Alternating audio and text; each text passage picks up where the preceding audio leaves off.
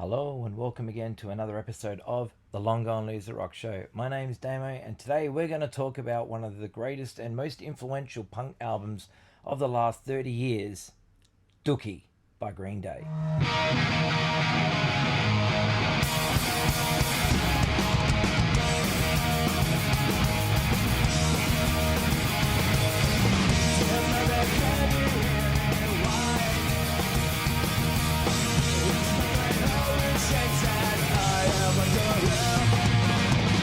Shutting fear and trembling tramp. Cause now it seems that I am out here on my own, and I'm feeling so alone. Pay attention to the luxuries and the broken love. Some call it slums, some call it hell. I wanna take it through all ways that I like to call my head. Welcome to paradise. So before we get into Dookie though, I do need to give you a bit of history about how we got here today. Green Day have just released a brand new album called Saviors, and I wanted to wait until that album comes out before we unbox this Dookie 30th anniversary edition. I discovered Green Day through Spiral Objective Mail Order, which was, for those who don't know, a DIY mail order in Adelaide that was run by a guy named Greg Wood. And basically what he would do is he would import like total underground independent releases, and they'd be for sale for like $5 or $3 or whatever. Now, he was importing all the Lookout Record stuff, and I remember I gave him a cassette tape in 1990. Must have been 1990 or 1991. And I said to him, hey, can you take me the very first Rat Cat EP? Because he had it and I didn't, and I couldn't find it anywhere. So I gave him a cassette tape to record it for me. Now, when he gave the cassette tape back to me, it had the very first Rat Cat EP on there. After that, it also had Slappy by Green Day, as well as a No Means No song, which was called New Age, I believe. But anyway, I listened to the Rat Cat EP and I loved it. And then on comes Green Day with the song Paper Lanterns. Now, I had never heard of them before, but he knew that I was into the Ramones and this stuff, and also that because I liked Rat Cat. And I guess if you listen to some of the old stuff, like songs like Car Crash, they sound similar to Green Day, something that Green Day would have written. And not a complete, I'm not saying they're a complete copy or nothing. No, there's just similarities there. Like that, you can tell there's influence from the Buzzcocks and the Ramones in there.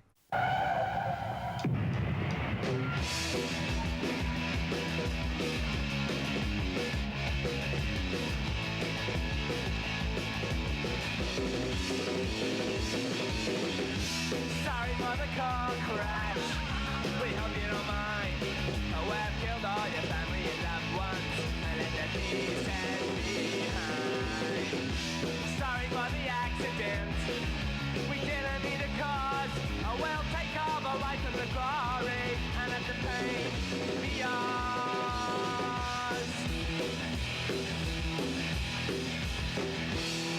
There comes a time when all is to blame.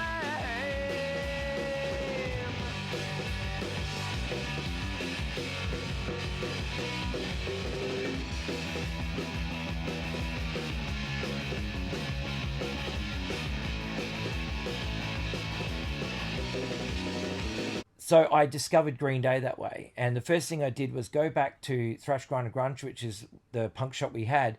And Greg used to operate out of there on Saturdays. And I picked up the Slappy EP for $3, which is here. This Slappy EP. And it's pretty cool. I like this EP a lot. Like, being that it was the very first record that I heard by Green Day, it just blew my mind. It really did. I was so blown away by how good this was. Now, here you go. There's the A side and the B side for those who've never seen that before.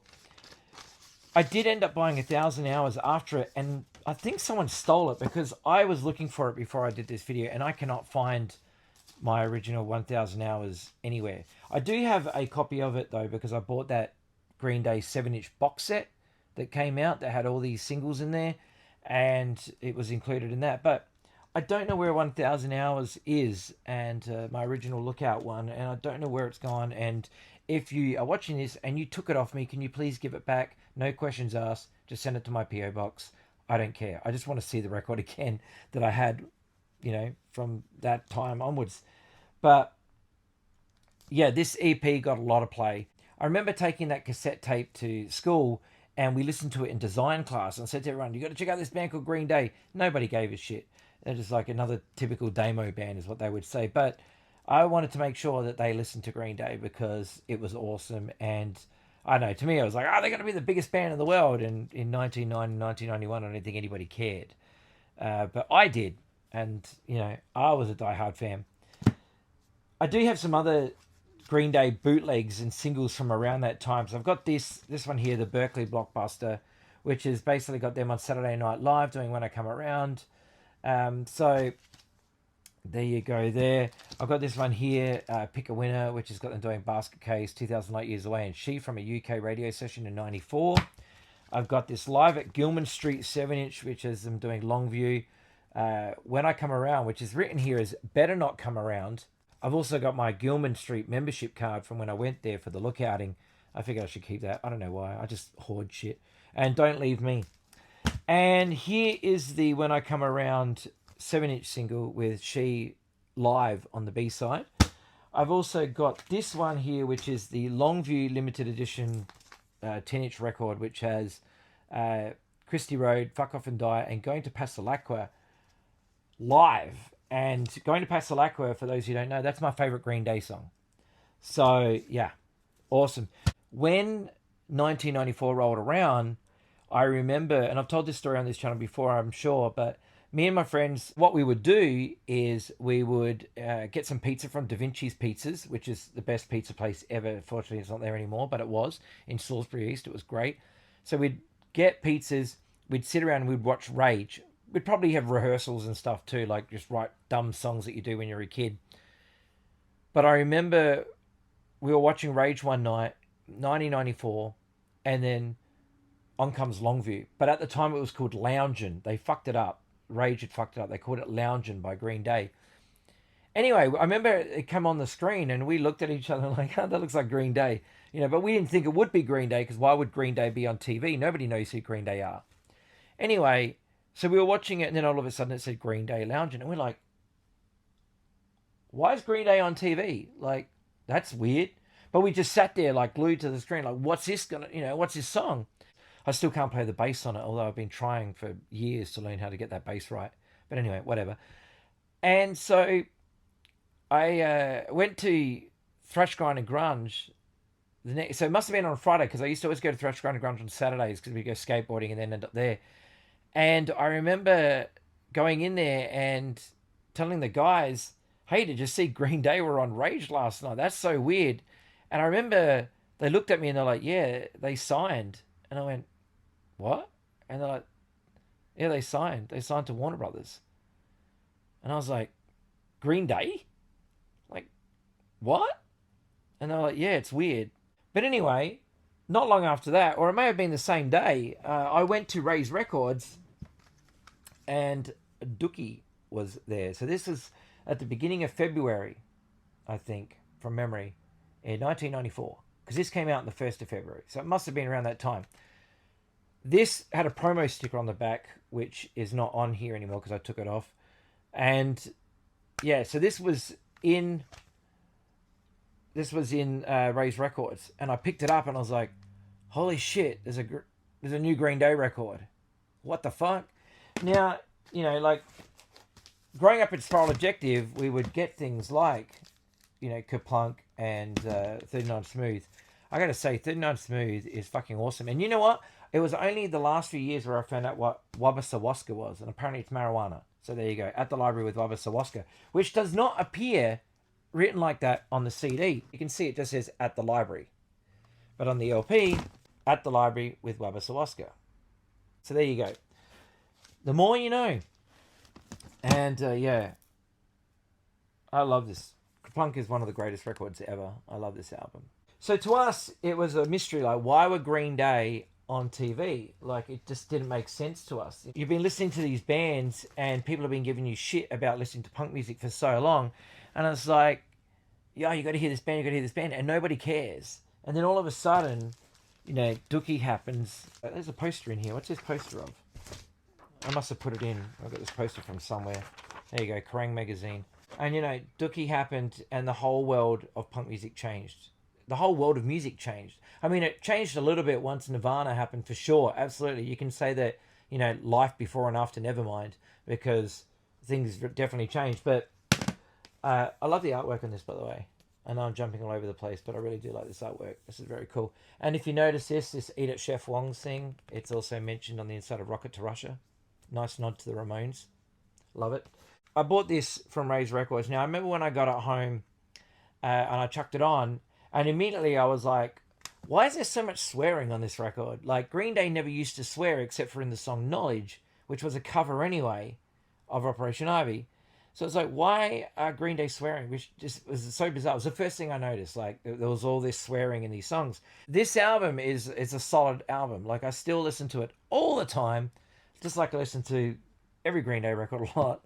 I love them. Green Day are just incredible to me. But yeah, look, it's got the Ernie on the back. I like the lyric booklet in this because it's got like all the cool artwork in there and stuff like that.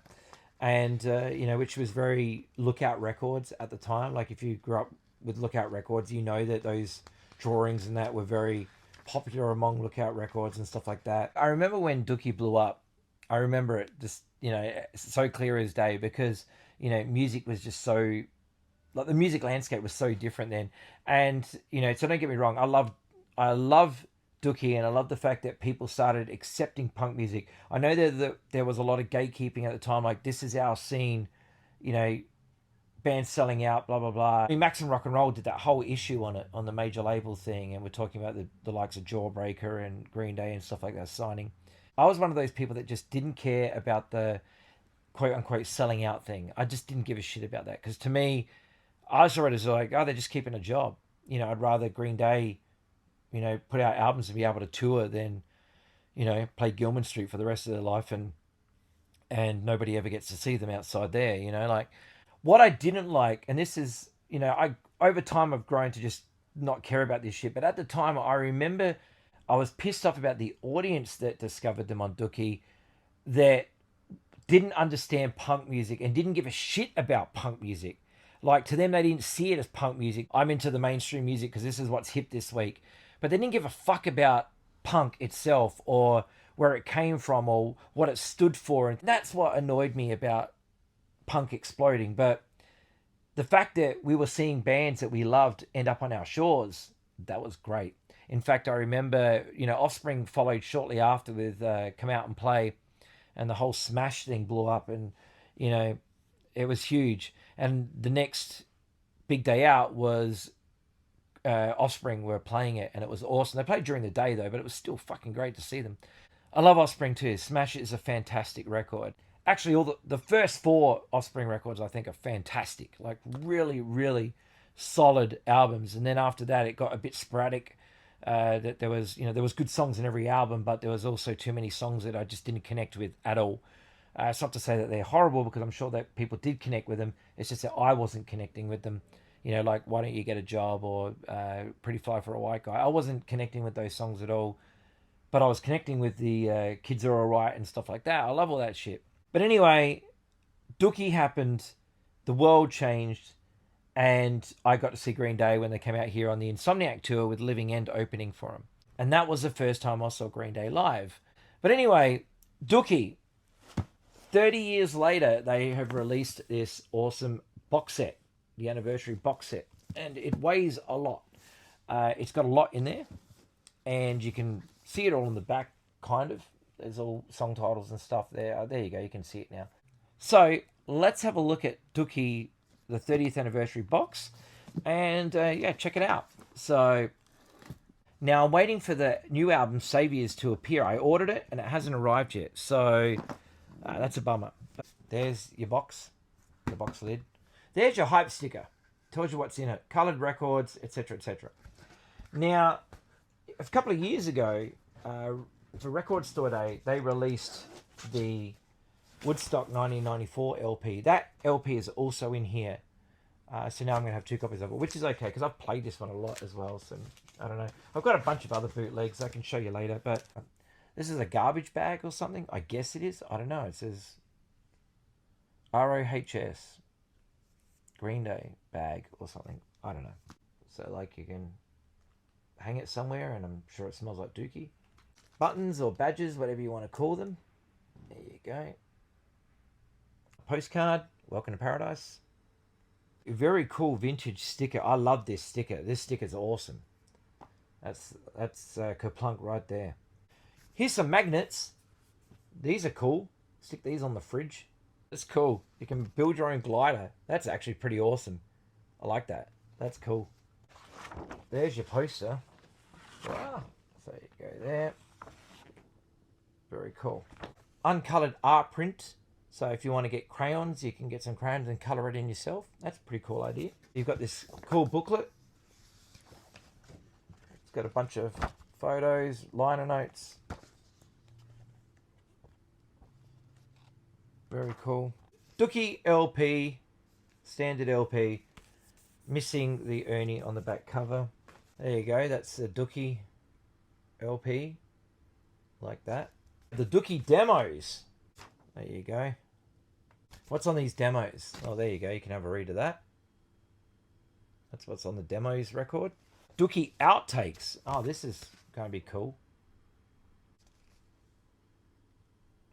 There you go. That's actually got an etching. You can't really see it, so I don't even know if I bring it up close whether you can see anything on there. But can you see that? I don't know. But then there's the other side. We have the Woodstock 94 again. Oh yeah, there you go. It's nice splatter. And this is live in Barcelona. This is a gatefold sleeve. Very cool. The guitar on the back. His famous blue guitar with the muff sticker. Nice. That there. These fridge magnets are great. I'm going to have to put them on the fridge. That is a look at the Dookie 30th anniversary box set, which, if you're a Green Day fan, I'm sure you already own it. Dookie's 30th anniversary box set. It's pretty heavy. It's a very cool box set. It's a bit pricey, but, you know, if you're a Green Day fan, you're probably going to buy it anyway, so it doesn't really matter. But, yeah, I am a massive Green Day fan. One of my favourite punk bands of all time. I know people are going to say they're not a punk band anymore, but I don't care. To me, they're just another Ramonesy punk band that I love. I just like the music. You know, always have. Probably always will. I got some other boots. Here's a cool bootleg, which is the same as this one, really. So these are two the same. If you've never heard this broadcast before on New Jersey radio, I highly recommend checking it out because it's a really, really solid performance. Sounds great. Here's the one from 1990, I believe. Yeah, October 1990. There you go. This has got like, it's live at the Women's Building, Berkeley, San Francisco, California. I've got this one too, which is the Live in Chicago one that is very famous. It was on MTV or something like that. I can't remember now what it was on, but this one here. There you go. I remember they open up with Going to Pasalacra and he's like, ah, what's up, you stupid motherfuckers, or something like that. So there we go. That is a look at Green Day and Dookie and the box set for their 30th anniversary. Really looking forward to getting stuck into that and listening to that while I wait for my Saviour's vinyl to turn up. Come on, Warner, hurry up! You're slacking. You're slacking. I should have had it on release day, but this is the problem when you buy a mail order. You know, I should have just gone to the shop and bought one, but I've already got 2 copies in America because they were 2 different editions. You know, one I ordered one, and it seemed like, oh cool, I'll get that, and then they go, oh, here's a deluxe edition with a slipcase. I'm like, oh fuck, I've got to get that one now. And then I thought, I'm not waiting until May till I get to America to hear it, so I had to buy another copy. I didn't have to, but I did. But yeah, you know what I mean. Anyway, thank you so much for watching another episode of the Long Gone Loser Rock Show. We talked about Green Day's Dookie. Yeah. Go out and buy some records. Look after yourselves. Take care of each other. And I'll see you in the next video. Bye-bye.